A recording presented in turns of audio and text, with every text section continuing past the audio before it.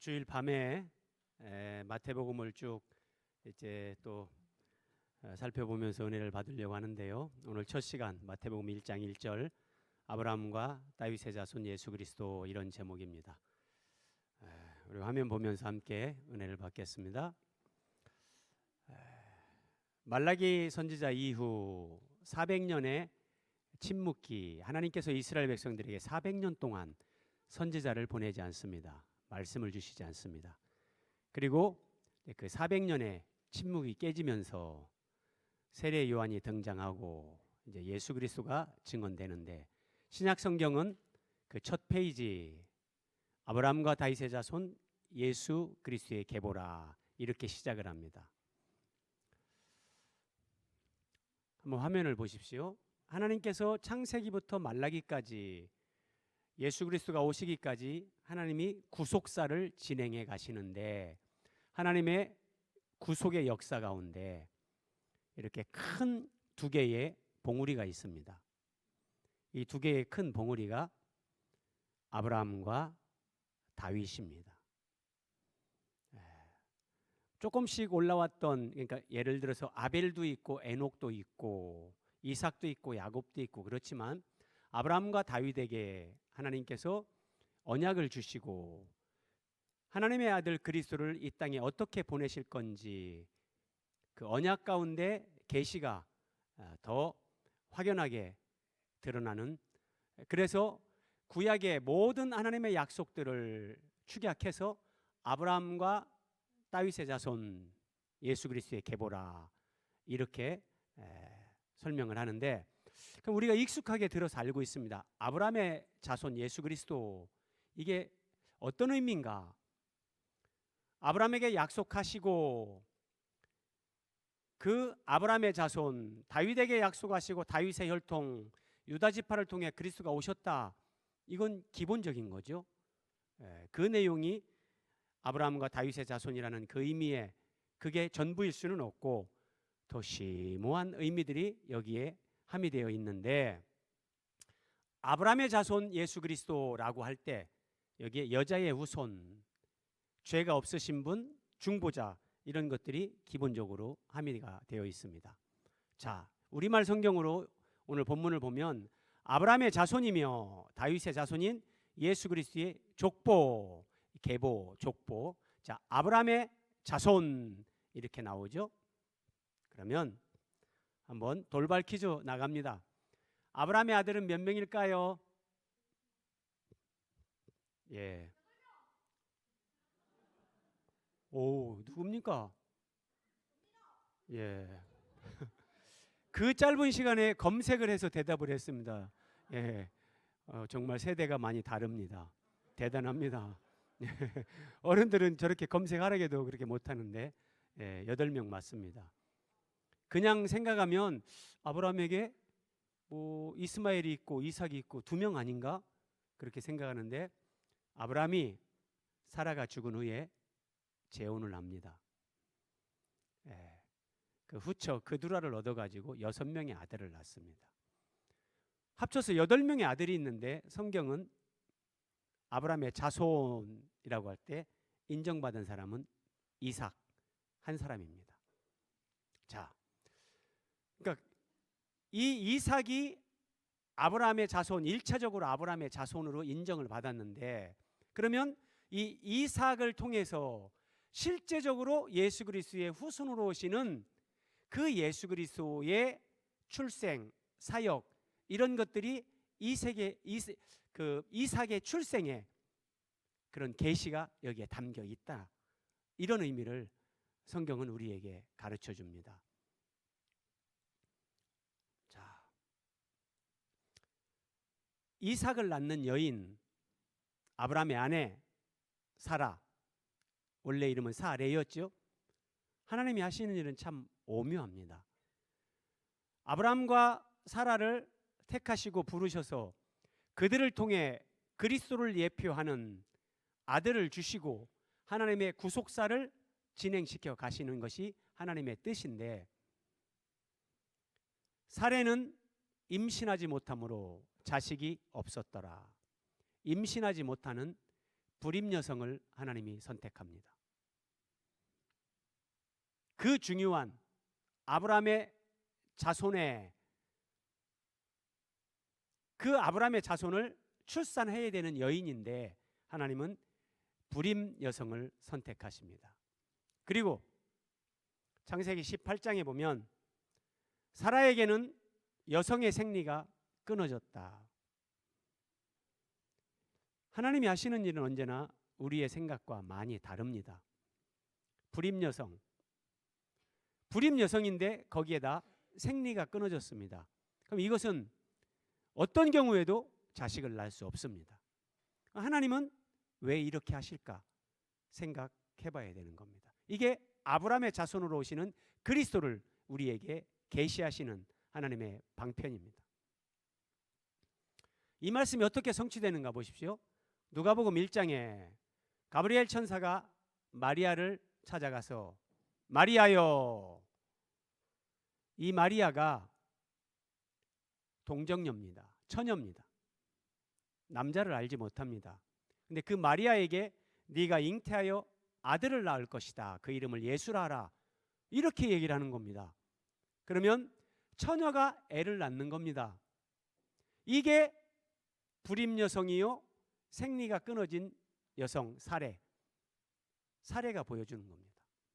그러니까 예수님은 아브라함의 자손으로 오시는 예수 그리스도는 남자 없이 태어날 것을 하나님이 성경 창세기에서부터 이미 이렇게 쭉 약속을 하시는 겁니다.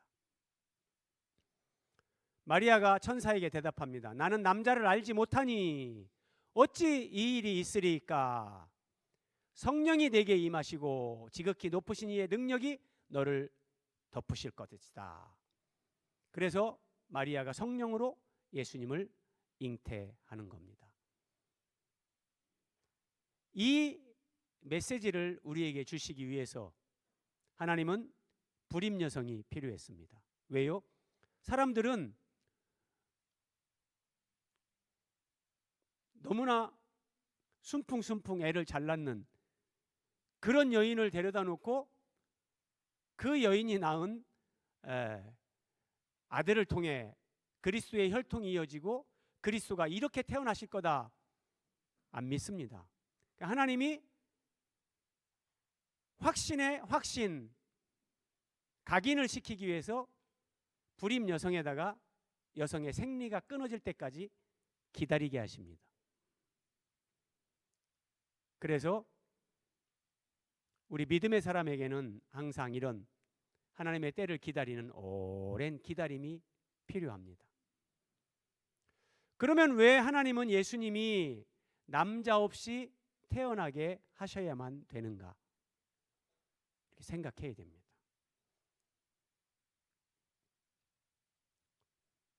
창세기 3장 하나님께서 아담과 하와의 범죄 직후에 하나님이 뱀에게 말씀하십니다. 사탄에게 선고를 하시는데 내가 너로 여자와 원수가 되게 하고 내 후손도 여자의 후손과 원수가 되게 하리니 여자의 후손은 네 머리를 상하게 할 것이다. 남자 없이 태어나는 우리의 구원자 예수 그리스도, 성경에서 첫 번째 약속하는 것이 창세기 3장 15절입니다. 오늘 낮 시간에도 한번 언급을 했는데 사탄은 여자의 후손이 오면 자기의 머리가 깨지고 자기가 끝장나는 걸 압니다. 왜냐하면 하나님은 한번 말씀하신 것을 이루지 않는 일이 없습니다. 하나님은 신실하신 하나님, 말씀하신 바를 반드시 성취하신 하나님. 마귀도 이걸 알고 믿어요. 그런데 이런 말씀을 사람들이 다 알게 되면 여자의 후손 큰일 나는 거예요. 그래서 사탄은 여자의 후손이 이 땅에 오지 못하게 하려고 예수님의 혈통이 이어질 것 같으면 그 혈통의 사람을 죽입니다. 그런 일을 하나님의 이 구속의 역사 가운데 수없이 사탄은 했는데 하나님은 여자의 후손을 약속하셨습니다. 여자의 후손이 오시면 사탄의 머리를 깨트리고 마귀에게 종로로 타던 사람들이 드디어 해방, 구원을 얻게 되는 겁니다. 이렇게 여자의 후손을 약속하셨고, 갈라디아 4장 4절에서 때가 참에 하나님이 그 아들을 보내사 여자에게서 나게 하시고, 여자에게서 나지 않는 사람은 없죠. 그 당연한 걸 말씀하시는 것이 아니라 하나님이 하나님의 아들을 이 땅에 우리의 구원자로 약속하신 대로 보내셨는데 여자에게서 나게 하셨다. 창세기 3장 15절에서 약속하신 그 여자의 후손이 바로 이 나사렛 예수님이다. 성경은 이걸 확인시키는 겁니다. 그리고 예수님이 남자 없이 태어났기 때문에 그 예수님은 죄가 없는 분입니다. 아담과 하와가 죄인이 됐습니다. 죄인과 죄인이 결혼을 해서 자녀를 낳으면 죄인을 낳게 됩니다. 그렇죠? 그래서 정상적으로 남녀가 결혼을 해서 예수님이 태어나는 것이라면 예수님은 죄를 가지고 태어납니다. 그러면 우리의 구원자가 될 수 없습니다. 그래서 하나님은 여자의 후손 그렇게 말씀하셨고, 남자 없이 예수님은 태어나시면서 죄 없이 태어나시는 겁니다. 아담의 후손들은 전부 다 죄가 있어요. 자, 그리고 또 하나, 예수님이 여자의 후손으로 태어나는 것, 남자 없이 태어나야만 되는 것. 하나님은 한 분이시요 또 하나님과 사람 사이의 중보자도 한 분이시니 그 사람이신 그리스도 예수라. 하나님과 사람 사이에 중보자가 있어야 됩니다. 하나님과 사람 사이가 죄로 말미암아 단절이 됐는데 예수님이 사람 인성만 가지고 있다면 하나님과 사람 사이에 중보자가 될 수 없습니다. 그러니까 중보자는 하나님이면서 사람이어야 됩니다. 하나님이면서 사람이어야 되는데 죄가 없어야 됩니다. 그래서 하나님의 아들이 사람으로 태어나시는데 남자 없이 태어나시면서 죄 없이 태어나셔서 하나님과 사람 사이에 유일한 중보자가 되셔서 우리의 구원을 이루신 것, 이게 예수님. 그러니까 여러분, 어떤 이단 사이비 교주들이 내가 이 시대 예수다라고 해도 그들은 가짜입니다. 자기 육신의 부모가 다 있거든요. 그 육신의 부모를 통해서 태어난 그들을 누구도 그들은 구원자가 될 수 없습니다. 두 번째, 지금 아브라함의 자손으로 오신 예수 그리스도를 살펴보는 겁니다. 첫 번째 살핀 것은 아브라함의 자손으로 태어나는 이삭이 남자 없이 태어나는 이런 부분을 계시하는 부분을 살펴봤고, 두 번째, 이삭이 이제 아브라함이 믿음의 학교에 입학했다. 창세기 12장에서 아브라함이 창세기 22장에서 믿음의 학교를 졸업합니다. 그게 뭐냐면 하나님이 이삭을 번제로 드리라 한 그 말씀, 그 시험을 통과하는 겁니다. 여호와께서 이르시되 내 사랑하는 독자 이삭을 데리고 모리아 땅으로 가서 내가 내게 일러준 한 산, 거기서 그를 번제로 드리라. 이삭을 번제로 드리라 그럽니다. 다시 한번 말씀드리는데 이것은 하나님께서 이삭의 충성심을 테스트하는 게 아닙니다. 하나님은 우리의 충성심을 테스트하기 위해서 하나님이 율법으로 그만 사람이 자기 자식이나 남의 자식 인신제사를 드리는 그런 것을 우리에게 말씀하시는 그런 하나님이 아닙니다. 그러면 여기서 왜 이삭을 번제로 드리라고 하는가? 하나님이 아브라함에게 계속해서 가르치셨습니다. 복음을 깨닫게 하셨습니다. 아브라함이 그 복음을 이해하고 있는가? 하나님이 그걸 테스트하는 겁니다. 아브라함은 하나님의 복음, 구원을 깨달았습니다.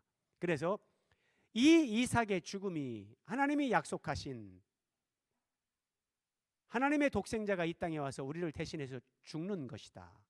그런데 그 그리스도는 아브라함, 이삭의 혈통으로 하나님이 약속하신 대로 아브라함과 사라를 통해서 태어나는 그를 통해 그 혈통으로 그리스도가 온다는 걸 아브라함은 믿고 확신을 합니다. 그러면 이삭을 하나님이 번제로 드리라고 하는데 이삭을 죽여서 번제로 드려도 하나님은 이삭을 살릴 수밖에 없습니다. 이삭이 죽으면 하나님의 언약은 성취되지 못합니다. 아브라함은 이걸 다 알았고 믿었기 때문에 이삭을 번제로 드릴 수 있었던 겁니다. 자, 모리아산을 올라가는데 한번 보십시오, 여러분. 아브라함이 번제나무를 가져다가 그의 아들 이삭에게 지우고, 여러분 만약에 아브라함이 자기 아들을 정말 번제로 드리고 돌아올 때는 나 혼자 올 수밖에 없겠구나 그렇게 생각했다면 저 본문을 다시 한번 보십시오. 나무를 지고 올라가는데 이삭을 불에 태워 번제로 드릴 나무인데 그 나무를 아브라함이 이삭에게 지라고 합니다. 자기를 태울 그 나무를 이삭이 짊어지고 산을 오르는 겁니다. 세상에 어떤 아버지가 아들 마지막 가는 길에 네가 네 태울 나무 네가 짐져라. 세상에 그런 아버지는 없습니다. 근데 아브라함은 이렇게 번제할 나무를 이삭이 지고 올라가도 하나님이 다시 살린다. 이걸 믿기 때문에 아들 나무 줘. 그리고 올라가는 겁니다. 여러분 여기에서 하나님이 말씀하시는 하나님의 마음을 볼 수 있어야 됩니다. 성경은 이삭을 가리켜 하나님이 네 사랑하는 독자, 그럼 독자. 이스마엘도 사실은 있잖아요. 사랑하는 독자 이삭을 번제로 드리라. 하나님이 그렇게 말씀하십니다. 하나님의 독생자, 독생자를 염두에 두고 하나님이 하시는 말씀이고, 자, 이삭이 나무를 지고 모리아산을 오르는데 하나님은 이걸 오버랩시키는 겁니다. 나무 십자가를 지고 골고다에 오르는 하나님의 독생자, 아브라함의 자손으로 오시는 진짜 영적 이삭이 되는 그리스도, 나무를 지고 모리아산에 오르는 아브라함의 아들 이삭을 보면서 하나님은 성경을 읽는 모든 독자들이 여기에서 하나님 아버지의 마음을 느끼길 원합니다. 아브라함아, 네 사랑하는 독자 이삭을 내가 정말 번제로 바치라고 하겠느냐? 내가 네 아들을 위해서는 번제할 어린 양을 내가 준비한다. 그러나 때가 되면 내가 내 아들을 여자에게서 태어나게 하고 내 아들 아브라함 네 자손으로는 내 아들이 나무 십자가를 지고 골고다에 올라 죽을 것이다. 하나님은 지금 여기서 이걸 계시하는 겁니다. 그래서 하나님이 아브라함을 기뻐하시고 그의 믿음 여기까지를 알았는가 이걸 테스트했는데 아브라함이 합격하는 겁니다. 그래서 아브라함은 믿음의 학교를 졸업하는 겁니다. 자, 아들을 대신하여 하나님께서 예비한 순양을 번제로 드렸죠. 그림을 한번 보실래요? 이삭이 자기가 죽을 자리에 하나님이 예비한 순양을 묶어서 저렇게 올려놓습니다. 그리고 불을 붙여 이제 순양을 태워서 하나님 앞에 번제를 드립니다. 눈 있는 사람은 보라, 귀 있는 자는 들으라. 하나님은 그렇게 말씀하시는 것 같습니다. 저 나무가 쌓여진 제단 위에 올려진 순양, 세상 죄를 지고 가는 하나님의 어린 양이 나무 십자가에 눕혀지고 못 박혀서 십자가에서 죽임을 당합니다. 여러분 구약을 보시면서 이런 하나님의 마음, 하나님이 우리에게 보길 원하는 예수님을 볼 수 있어야 됩니다. 이런 말씀을 깨닫고 이런 하나님 아버지의 마음을 느끼기 시작하고 하면 제가 말씀드리지만 이제 내 마음대로 못 삽니다. 그 하나님의 사랑이 그 예수 그리스도의 십자가 구속의 은혜가 우리를 사로잡습니다. 그래서 세상 것에 흔들리지 않고 세상 영광, 세상이 주는 성공, 그런 것에 타협하지 않습니다. 우리가 예수님을 믿되 모르기 때문에 하나님의 마음을, 그 사랑을, 은혜를 깊이 모르기 때문에 영적 게으름에 빠지고 침륜에 빠지고 그럴 때가 많죠. 여호와 이레 다 아시잖아요. 여호와의 산에서 준비되리라. 하나님이 번제할 순양을 준비하셨어요. 이 말씀이 히브리서 10장 5절에 가면 주께서 세상에 임하실 때에, 예수님이 이 세상에 오실 때 하나님이 제사와 예물을 원하지 아니하고 오직 나를 위하여 한 몸을 예비하셨도다. 하나님은 여호와의 산에서 준비되리라. 여호와 이레, 하나님은 한 몸을 준비하십니다. 하나님의 아들이 사람의 몸을 입고 이 땅에 태어나게끔 한 몸을 예비하시는 겁니다. 이게 여호와 이레입니다.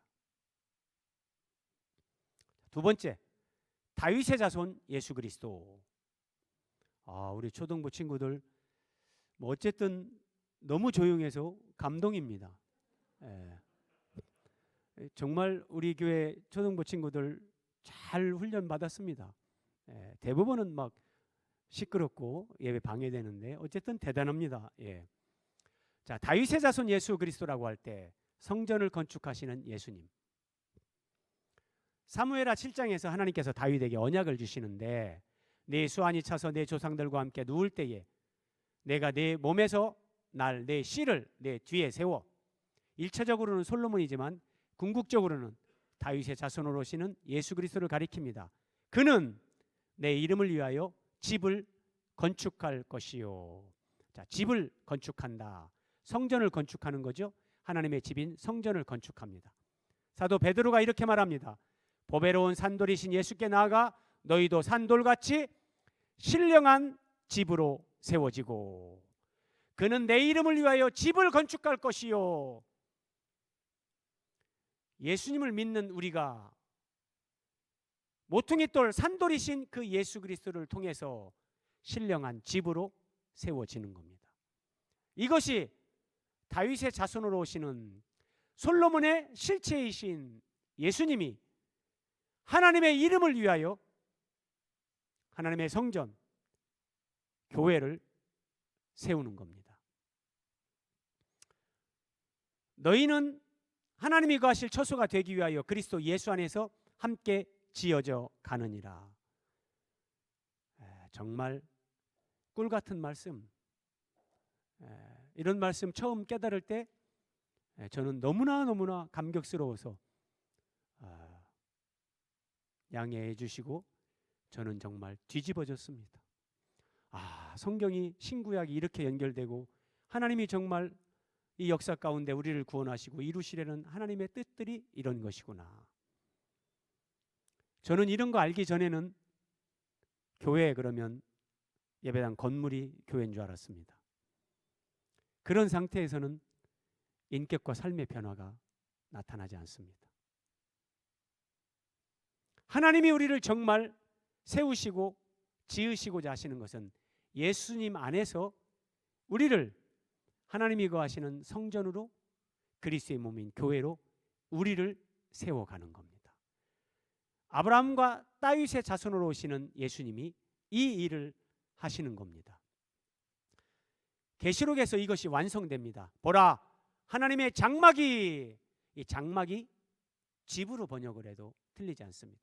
보라, 하나님의 집이 사람들과 함께 있음에, 그래서 그 집에서 이제 하나님과 구원받은 우리가 함께 영원히 사는 겁니다. 이렇게 완성이 됩니다. 창세기부터 요한계시록까지 일관성, 통일성, 점진성을 가지고 하나님의 계시의 말씀이 이렇게 성취가 됩니다. 근데 이렇게 우리가 하나님의 집, 예수님이 세우시는 그리스도의 몸된 교회로 세워지기 위해서 한 가지 우리가 기억해야 될 게 있습니다. 그냥 안 됩니다. 너희는 유혹의 욕심을 따라 썩어져가는 구습을 따르는 옛사람을 벗어버리고 옛사람을 벗어야 됩니다. 교회로 세워지는 것이 그냥 안 됩니다. 내가 교회가 된다는 건 예수님의 몸이요, 예수님의 지체요, 예수님의 신부가 되는데 그냥 안 됩니다. 내가 예수님 믿기 전에 가지고 있던 그 인격, 그 부패한 본성 그대로라면, 그런 우리가 천국에 가면 그 천국은 지옥이 됩니다. 그래서 옛사람을 벗어버리고, 저 매미가 탈피하는 걸 보십시오. 겉사람을 찢고 속생명이 성장하면서 저기에서 날개를 달고 나오는 겁니다. 저건 죽음입니다. 죽음과 같은 고통. 인간이 견디기 정말 힘들고 어려운 과정입니다. 하나님이 예수님을 믿는 우리에게 주시는 은혜가 바로 이런 겁니다. 나의 옛사람을 벗어버리게. 이걸 옛사람을 벗어야 새사람을 입거든요. 의와 진리와 거룩함으로 지으심을 받은 새사람. 우리 초등부 친구들이 송축해 내 이름, 이전에 없던 새 노래로 주님을 경배해, 제가 깜짝 놀랐어요. 우리 아이들이 저 의미를 알고 하는지 모르겠지만, 여러분, 이전에 없었던 새 노래. 저는 예전에 믿음 생활 처음 할 때, 하나님은 새 노래를 좋아하시는구나, 작곡을 해가지고 새 노래를 계속 만들어야 되는가 보다 이렇게 생각한 적도 있었습니다. 그런데 새로운 노래를 만들어서 하나님을 찬양하는 게 새 노래가 아니라, 똑같은 노래를 불러도 내가 예수님 안에서 새 사람이 돼서 부르면 그 노래가 새 노래가 되는 겁니다. 하나님이 말씀하시는 새 노래는 그겁니다. 이전에 없었던 새 노래로 주님을 경배해. 이전에 내 안에 없었던 겸손, 내 안에 없었던 낮아짐, 우리는 전부 다 내가 중심이 되려고 하고, 내가 주도권 깃발 잡고 흔들려고 하고, 우리의 타락한 본성에는 이런 게 다 있단 말이에요. 선교를 가면 전부 다 허드슨 테일러가 되어야 되고, 목회를 하면 전부 다 대형교회 성공하는 그런 목사님이 되어야 되고, 그렇지 않습니다. 정말 하나님이 나를 있게 한 그 자리에서 그렇게 하나님을 사랑하고 섬기는 거, 이게 새 사람이 되지 않고는 안 됩니다. 그러니까 연결을 해보십시오. 하나님이 우리를 위해 하나님의 아들을 이 땅에 보내는데 남자 없이 성령으로 잉태해서 태어나게 합니다. 죄가 없으신 분이고, 그래서 우리의 구원자, 우리의 중보자, 여자의 후손으로 오십니다. 그리고 그 예수님이 이삭이 번제로 드려지는 것처럼 십자가에서 화목제물로 예수님이 자신을 드립니다. 그리고 그 부활하신 예수님이 이제 우리를 하나님의 성전이요 예수님의 몸인 교회로 우리를 세워 가시는데, 우리를 진짜 교회로 세우기 위해서 나의 옛사람을 죽입니다. 여러분, 저 매미가 나온 다음에 매미의 그 껍질, 탈피한 그 껍질, 산에 가다가 여러분, 심지어 뱀도 탈피를 합니다. 뱀도 1년에 한 번씩 여러분 허물을 벗습니다. 뱀도 탈피를 하는데 예수님을 믿는 우리가 해마다 나를 벗는 겁니다. 욕심을, 내 자아를, 이기적인 내 자아를, 내 안에 있는 부패한 욕망을, 이걸 벗어버리는 건데, 내가 벗어야지 금식기도 철야기도 해도 안 됩니다. 방법은 딱 하나입니다. 다시 한번 저 탈피하는 매미를 보십시오. 매미의 껍질 안에서 속생명이 성장하는 겁니다. 속생명이 성장하는 만큼 겉껍질이 찢어지고, 그 겉껍질을 찢고 매미가 돼서 나오는 겁니다. 내 안에 생명으로 오신 예수님, 그 예수님의 생명이 내 안에서 자라가야 됩니다. 오늘 말씀 기억하십니까? 생명의 성장. 내 안에 그 예수님이 성장하면서 내가 찢어지고 나의 옛사람을 예수님이 성장하는 만큼씩 벗어지는 거지, 우리가 수행이나 고행으로 나를 벗는 그런 게 아닙니다.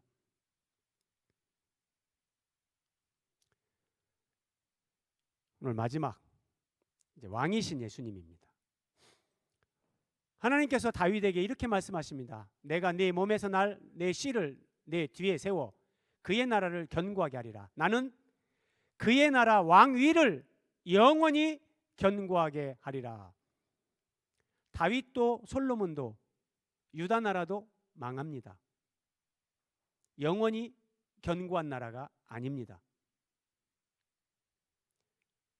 아브라함과 다윗의 자손으로 오시는 하나님의 아들 예수님이 세우시는 하나님의 나라, 메시아 왕국, 그 나라는 영원한 나라, 흔들리지 않는 나라, 견고하게 하나님이 하겠다 말씀하십니다. 이 말씀이 이렇게 성취됩니다. 마리아에게 아들을 낳으리니 이름을 예수라 하라. 주 하나님께서 그 조상 잘 보십시오. 다윗의 왕위를 그에게 주시리니 사무엘하 7장 13절 그의 나라 왕위를 다윗의 왕위를 그에게 주시리니 누구요? 예수님에게. 영원히 야곱의 집을 이스라엘을 왕으로 다스리실 것이며 그 나라가 무궁하리라. 이것이 하나님이 다윗에게 그의 나라 왕위를 영원히 견고하게 하리라. 이 말씀의 실체입니다. 육적 이스라엘을 얘기하는 게 아닙니다. 예수님은 이걸 성취하는 분으로 오셨습니다. 그래서 예수님은 우리의 왕, 만주의 주요 만왕의 왕이십니다. 우리가 입술로 예수 우리 왕이여 왕이신 나의 하나님 고백하는 건 쉽습니다. 근데 예수님이 내 삶의 왕이 되는 이 삶을 살아가야 됩니다. 어떻게 해요? 왕이신 주님의 말씀을 듣고 우리는 그 말씀을 순종하며 살아가야 됩니다. 그러기 위해서 말씀을 묵상해야 됩니다. 말씀을 읽고 말씀을 암송하고 말씀을 필사하면서 그 말씀으로 내가 하나님의 말씀을 들어야 됩니다. 하나님은 말씀으로 우리에게 말씀하십니다. 우리는 기도로 하나님 앞에 내가 아뢰 걸 아뢰는 겁니다. 그런데 하나님 앞에 아뢰 때도 하나님 앞에 말씀을 들을 때도 우리가 신앙이 성장하면 하나님 말씀으로 다 합니다. 하나님 말씀을 묵상하고 그 말씀을 가지고 읊조리는 기도를 합니다. 우리 성경에 묵상 개역 개정은 이제 읊조린다 이렇게 많이 다 번역을 했는데 읊조린다는 것은 내가 묵상한 그 말씀을 가지고 하나님 앞에 내 소리가 내 귀에 들릴 정도로 하나님과 대화하는 거, 이걸 읊조린다 그럽니다. 그래서 너무 침묵 기도만 해도 안 됩니다. 내 목소리가 내 귀에 들리게. 그리고 금요 철야 기도회 이런 때는 정말 아랫배 단전에 힘이 들어갈 정도로 부르짖으면서 부르짖음과 읊조리는 기도와 그리고 침묵 기도 우리는 균형 있게 할 수 있어야 됩니다. 솔로몬 시대에 한번 보십시오. 솔로몬이 다스렸던 그 나라의 영토의 경계를 설명하는데 그 강 유프라테스 강에서부터 블레셋 사람의 땅에 이르기까지와 애굽, 이집트 지경에 미치기까지 모든 나라를 다스림으로 그 나라들이 조공을 바쳐 섬겼더라. 영토의 확장을 이룹니다. 솔로몬이. 그러면 솔로몬은 다윗의 자손으로 오시는 예수 그리스도를 예표하는데 예수님이 하나님의 나라를 확장시켜가는 겁니다. 이것을 우리에게 적용하면 이렇게 됩니다. 너희는 가서 모든 민족으로 제자를 삼아 아버지와 아들과 성령의 이름으로 세례를 베풀고 내가 너희에게 분부한 모든 것을 가르쳐 지키게 하라. 하나님 나라의 삶의 원리, 하나님의 말씀, 예수 그리스도가 우리에게 보여주신 그 본, 그 진리의 말씀, 이것을 가르쳐 지키게 해서 예수님이 왕으로 사람들에게 인정되고 고백되어지는 그 영역이 넓어지는 것이 하나님 나라가 확장되는 겁니다. 그래서 이전에 예수님을 믿지 않던 사람들이 예수님을 믿고 이제 그들이 예수님 앞에 변화된 삶으로 예수님을 예배합니다. 이것이 그 나라들이 솔로몬에게 조공을 바치는 겁니다.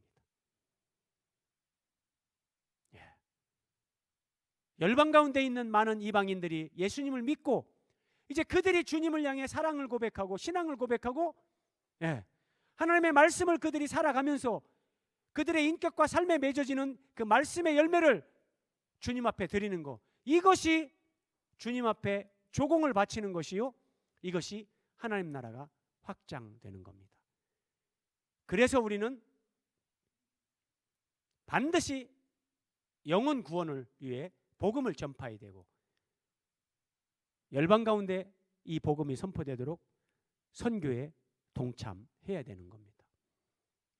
은혜를 받고 깨달은 사람은 내가 교회로 세워지고 다른 사람들이 교회로 세워지고 내가 몸담고 있는 교회 공동체가 정말 하나님이 주인 되시는 거룩한 교회, 순결한 교회가 되게 하기 위해서 노력합니다. 수고하고 헌신합니다.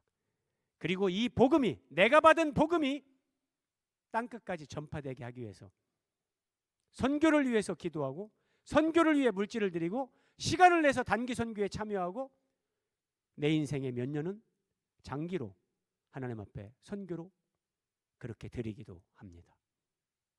자, 아브라함과 다윗의 자손 예수 그리스도의 계보라. 오늘 마지막 화면입니다. 계보 헬라어로 게네시스, 족보, 세대, 이런 의미입니다. 그래서 다른 번역본에 보면 예수 그리스도의 족보라 이렇게도 번역을 하는 겁니다. 그리고 오늘 마태복음 1장 17절을 한번 보십시오. 예수님의 족보를 쭉 설명하고 결론을 이렇게 맺습니다. 그런즉 모든 대수가 아브라함부터 다윗까지 14대요. 다윗부터 바벨론으로 사로잡혀 갈 때까지 14대요. 바벨론으로 사로잡혀 간 후부터 그리스도까지 14대더라.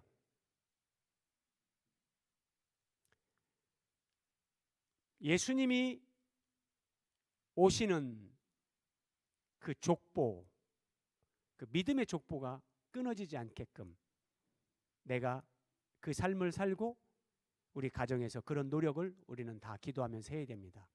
그리고 또 하나, 14대, 14대, 14대, 우리는 이 대를 이어서 믿음의 다음 세대를 세워서 주님 오시는 그날까지 주님 오실 길을 예비하는 삶을 살아야 됩니다. 구약의 성도들은 초림의 주님이 오실 길을 예비하는 삶을 살았습니다. 우리는 재림의 주님이 오실 길을 예비하며 살아가는 사람들입니다. 그러기 위해서 믿음의 세대를 세워서 또 다른 14대, 또 다른 14대, 14대, 이것이 연결되게끔 우리는 하나님의 구속사에서 우리가 살아가는 그 세대에 한 점을 찍고 사라집니다. 그러나 믿음의 다음 세대를 세우고 갈 때 우리는 그 사명을 감당하는 겁니다. 그래서 여러분, 우리 초등부, 유치부, 중고등부 학생회, 청년들, 정말 무슨 행사를 할 때마다, 모임을 할 때마다 어른들은 지갑 열어서 많이 도와줘야 됩니다. 애들은 잘 먹게 해줘야 됩니다.